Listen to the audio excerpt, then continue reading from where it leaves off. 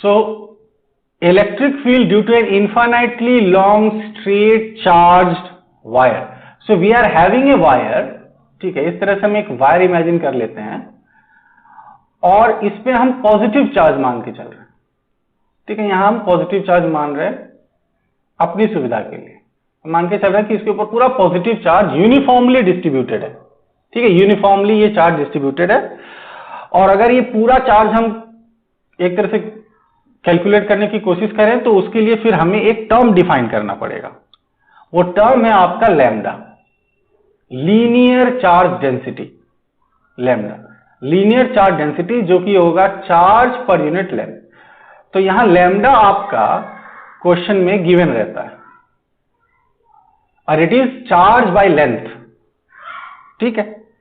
Now since ये आपका application of Gauss law है, हमें यहां पर गॉस लॉ को यहां पर उसको यूज करना है, तो गॉस लॉ तो क्लोज सरफेस पे लगता है, जाहिर सी बात है ये क्लोज सरफेस नहीं है।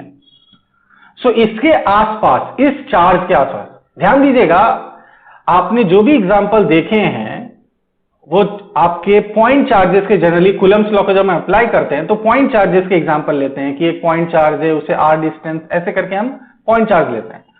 पर यहां थोड़ा सिस्टम अलग कर दिया गया है, यहां पर आपका चार्ज को एक वायर में यूनिफॉर्मली डिस्ट्रीब्यूट कर दिया गया है।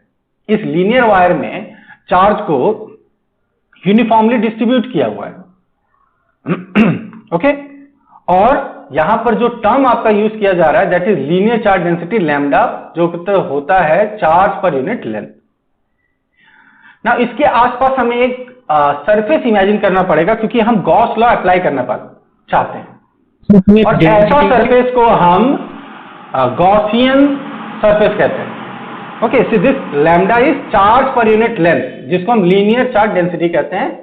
और इस वायर के आसपास हमें गॉसियन सरफेस लेंगे, तो इसके आसपास जो सरफेस हम इमेजिन करेंगे वो एक सिलिंड्रिकल सरफेस होगा, क्योंकि लीनियर चार्ज है इसलिए हम एक सिलिंड्रिकल सरफेस इमेजिन कर रहे हैं।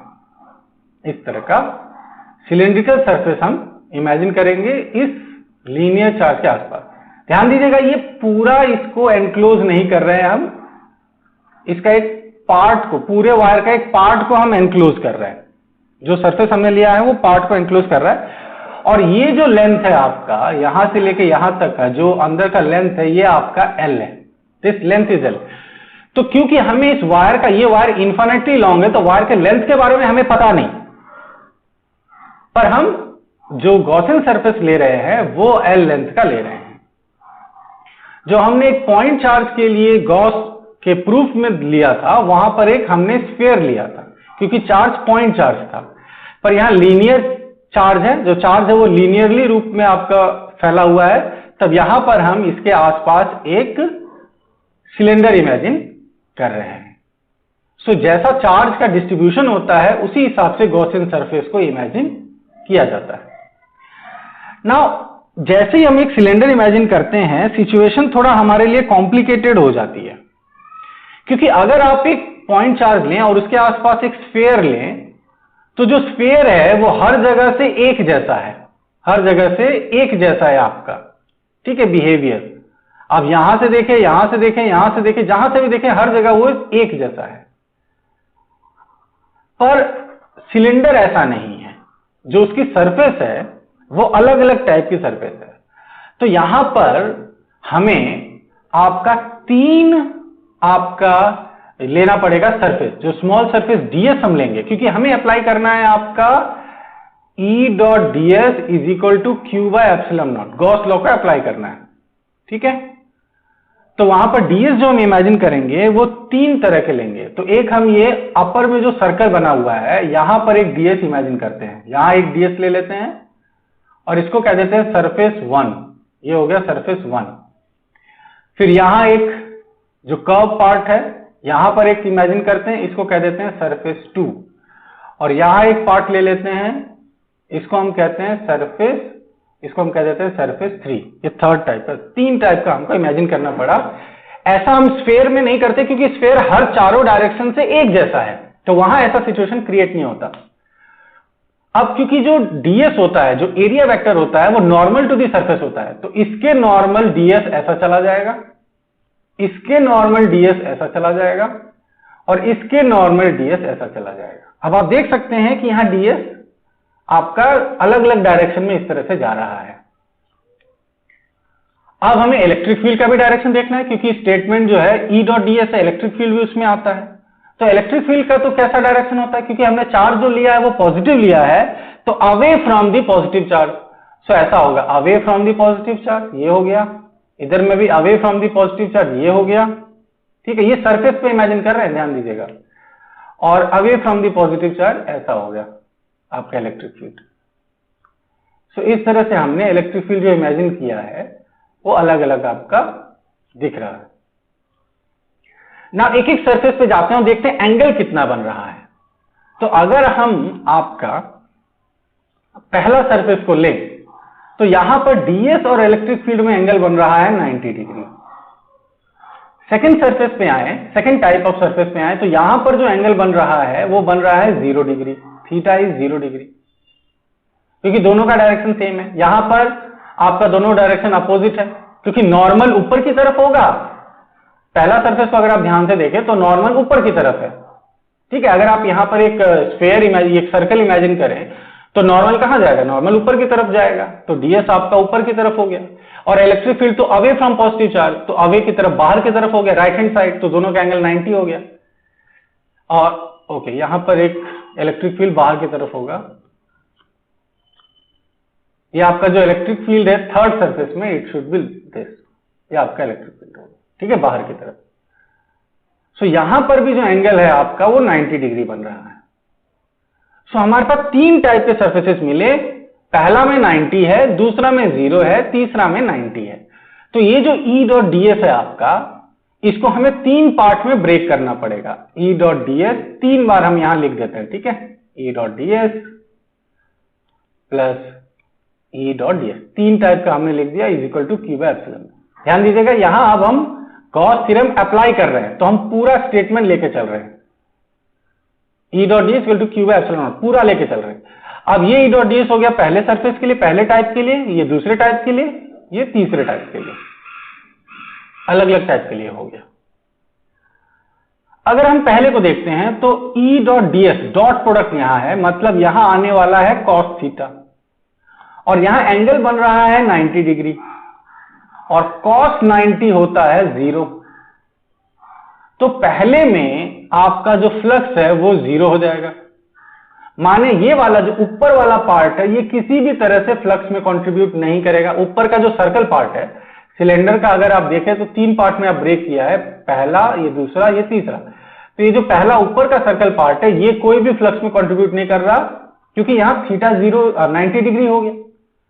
और डॉट प्रोडक्ट ले रहे हैं हम, तो cos 90 0 होता है। सेकंड में हम बाद में आएंगे। थर्ड में भी अगर आप देखें तो थर्ड में भी 90 डिग्री बन रहा है, तो यहां भी 0 हो गया। इसका मतलब ये जो नीचे वाला पोर्शन है, दिस पोर्शन, ये भी फ्लक्स में कंट्रीब्यूट नहीं कर रहा, इसके कारण भी कोई भी फ्लक्स नहीं होगा। तो ऊपर का सर्कल और नीचे का जो पार्ट है ये दोनों ही फ्लक्स में कंट्रीब्यूट नहीं कर रहे।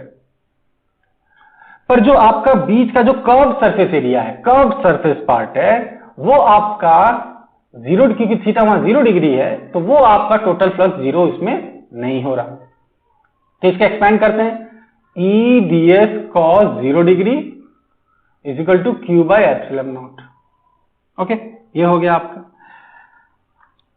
और cos 0 हो गया आपका 1, तो ये हमने लिख दिया E integration ds is equal to Q by epsilon naught. अब थोड़ा समझिएगा यहां पर आप लोग, पहले हम आ जाते हैं आपका ds को, फिर हम इस चार्ज के बारे में देखेंगे। पहले ds को कैसे लिखते हैं, तो हम E इंटू इंटीग्रेशन ds। अब देखिए, इंटीग्रेशन ds हमें करना है, पर ऊपर का जो सर्कल पार्ट और नीचे का जो सर्कल पार्ट वो तो आपको कंट्रीब्यूट कर नहीं रहा, वो तो फ्लक्स में कंट्रीब्यूट नहीं कर रहा, क्योंकि वहां पर 0 हो गया। आपने फर्स्ट पार्ट देखा आपने कि फर्स्ट पार्ट और थर्ड पार्ट दोनों पार्ट से फ्लक्स 0 है, ये दोनों पार्ट फ्लक्स में कंट्रीब्यूट नहीं कर रहा। जो कंट्रीब्यूट कर रहा है वो सिर्फ सेकंड पार्ट फ्लक्स को कंट्रीब्यूट कर रहा है। तो सेकंड पार्ट कौन सा है, सेकंड पार्ट ये वाला है, जो कि आपका सिर्फ कर्व्ड सरफेस है। और एक सिलेंडर का कर्व्ड सरफेस एरिया होता है 2 पाई आर एल। इसीलिए इंटीग्रेशन डीएल, ये जो इंटीग्रेशन डीएस है फॉर दिस सेकेंड पार्ट, ये हो जाएगा 2 पाई आर एल। ये होता है curved surface area of a cylinder. अब आ गया हमारा equal to Q by epsilon naught. Right hand side में क्या है, क्यू बाय एप्सिलॉन नॉट। अब देखिए हमको ये पता है कि पूरे वायर में चार्ज यूनिफॉर्मली डिस्ट्रीब्यूटेड है, पर हमें कितना चार्ज ये पता नहीं है, we don't know the charge. तो क्यू हमारे लिए अननोन क्वांटिटी है, पर lambda is known and l is known. L जो भी हम यहां पे लेके चल रहे हैं उसके हिसाब से एल हमें पता है कि भाई लेंथ इतना है एल, और लैम्डा क्वेश्चन में गिवन है, पहले से गिवन है कि जो लीनियर चार्ज डेंसिटी वो लैम्डा होती। तो हम क्या करेंगे, this is important part, generally mistake जो हो जाती है वो जनरली क्या करते हैं, क्यू को यहां पर ऐसे ही छोड़ देते हैं और आंसर को, इलेक्ट्रिक फील्ड को इस क्यू के टर्म्स में एक्सप्रेस कर देते हैं। That is a wrong way to express. क्यों आप इलेक्ट्रिक फील्ड को यहां पर क्यू के टर्म्स में एक्सप्रेस नहीं कर सकते, क्योंकि चार्ज हमारे लिए यहां पर जो क्यू है वो अननोन चीज है। तो हम एक जिस चीज को हम पता लगा रहे हैं, हम क्या पता लगा रहे हैं, इलेक्ट्रिक फील्ड पता लगा रहे हैं, इस इलेक्ट्रिक फील्ड को हम एक अननोन क्वांटिटी में हम कैसे छोड़ दें जो हम कैलकुलेट नहीं कर सकते। तो हमें Q को हटाना पड़ेगा और Q की जगह लैम्डा को लाना पड़ेगा। तो अगर हम यहां से एक्सप्रेशन देखें तो आपका Q हो जाएगा लैम्डा इंटू एल। तो Q की जगह हमें लिखना पड़ेगा lambda into l. Okay, so next step में हम करते हैं E into 2 pi r l is equal to Q की जगह लिख दिया lambda into l by epsilon naught. अब एल एल भी आपका कैंसिल हो गया। अब आपका इलेक्ट्रिक फील्ड जो आ गया, that electric field comes out to be in this case E is equal to 1 by 2 pi epsilon naught lambda by r. ये आपका इलेक्ट्रिक फील्ड आ जाता है। सो दिस इज हाउ, देखिए हमारे को क्या था, इलेक्ट्रिक फील्ड को निकालना था, एक इन्फिनिटली लॉन्ग स्ट्रेट वायर के लिए इलेक्ट्रिक फील्ड निकालना था। तो ये हमने आर पोजीशन के लिए निकाला है। ध्यान दीजिएगा आर, ये जो दूरी है, ये आर आपकी दूरी है, ठीक है, ये जो डिस्टेंस है आपकी आर, दिस वन, ये दूरी आपकी इतनी कम है कि इस दूरी के लिए ये वायर हम इनफाइनाइट वायर मान के चल रहे हैं, या इस पोजीशन के लिए, जिस पोजीशन पे हमने ये डीएस लिया है सेकंड सरफेस के लिए, मान लो पी पॉइंट के हैं, इसके लिए ये वायर इनफाइनाइट की तरह बिहेव कर रहा है, because this point is very close to this wire, और इस पॉइंट से इस वायर का बाउंड्री हमारे लिए अननोन है। बाउंड्री को हम डिफाइन नहीं कर सकते कि इसकी बाउंड्री कहां है, या इसकी अपर लिमिट और लोअर लिमिट कहां है, या दोनों एंड्स कहां है। इस पी पॉइंट के हिसाब से दोनों एंड पॉइंट्स हम डिफाइन नहीं कर सकते, इसीलिए ये पी पॉइंट हम कह सकते हैं कि इनफाइनाइट, इस पी पॉइंट के लिए ये वायर इनफाइनाइट है। और जो एक्सप्रेशन हमें मिलता है वो मिल जाता है 1 by 2 pi epsilon naught lambda by